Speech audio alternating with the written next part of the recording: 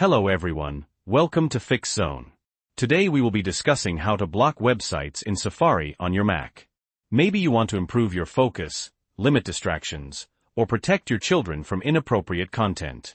Whatever the reason, blocking websites in Safari is a simple and effective way to control your online experience. In this video, we'll walk you through a couple of easy methods to block websites in Safari step by step. We'll cover using parental controls and a free Safari extension. So, let's get started. Transition to screen recording showing system preferences. Method 1. Using parental controls. Okay, first up, we're going to use parental controls, which is a built-in feature on your Mac. This method is great if you want to set up restrictions for a specific user account, like for a child. Step 1. Create a managed account, if you don't already have one. If you haven't already, you'll need a managed account. Go to the Apple menu in the top left corner of your screen and click on System Preferences. Then click on Users and Groups. Click the lock icon in the bottom left corner to unlock the settings. You'll need to enter your administrator password. Now, click the plus symbol button at the bottom of the list of users. In the New Account dropdown, select Managed with Parental Controls. Enter a full name, account name, and password for the new user. Click Create User. Step 2. Access parental controls. Once the managed account is created, close Users and Groups. Back in System Preferences, you'll find Screen Time. Click on it. In the left sidebar, select the managed account you just created. If prompted, enable Screen Time. Step 3. Block websites. Click on Content and Privacy in the top menu. Then, click on the Web tab. You'll see a few options here. The easiest way to block specific websites is to select Limit Adult Websites. Then, click the Customize button. Under Restricted, click the plus symbol button. Enter the website URL you want to block and click OK. Repeat this for each website you want to block. Now, when the user logged into the managed account tries to visit one of these blocked websites in Safari, they'll see a message that the site is restricted.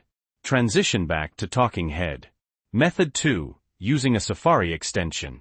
Okay, so parental controls are great, but what if you want to block websites on your own account without creating a whole new user? In that case, a Safari extension is the way to go. Transition to screen recording showing App Store. Step 1. Find a website blocker extension. Open the App Store on your Mac and search for Website Blocker Safari. There are several options available. A popular and free one is called BlockBear. Mention other options as backup, if appropriate, like Stay Focused or Waste No Time. Read the reviews and choose one that seems trustworthy and has good ratings. Step 2. Install the extension. Click Get, and then Install to download and install the extension. You may need to enter your Apple ID password. Step 3. Enable the extension in Safari. Once installed, Safari may automatically prompt you to enable the extension. If not, go to Safari, click on Safari in the menu bar, and then select Preferences. Click on the Extensions tab. Find the extension you just installed, in this example, BlockBear, and check the box next to it to enable it. Step 4. Configure the extension. Now, click on the extensions icon in the Safari toolbar. It usually looks like a little icon. This will open the extension settings. Each extension is a little different, but you'll usually find a place to enter the websites you want to block. In BlockBear, you simply enter the URL and click Add. You can add as many websites as you want to the block list. Now, when you try to visit one of these blocked websites, the extension will prevent you from accessing it. Transition back to Talking Head. So there you have it. 2 easy ways to block websites in Safari on your Mac. Using parental controls is great for managing accounts for children or other users, while a Safari extension gives you more flexibility for blocking websites on your own account. Which method do you prefer? Let us know in the comments below. And that's it for today's video. If you found this helpful, please give it a like and subscribe to Fix Zone for more tech tips and tutorials. Thanks for watching.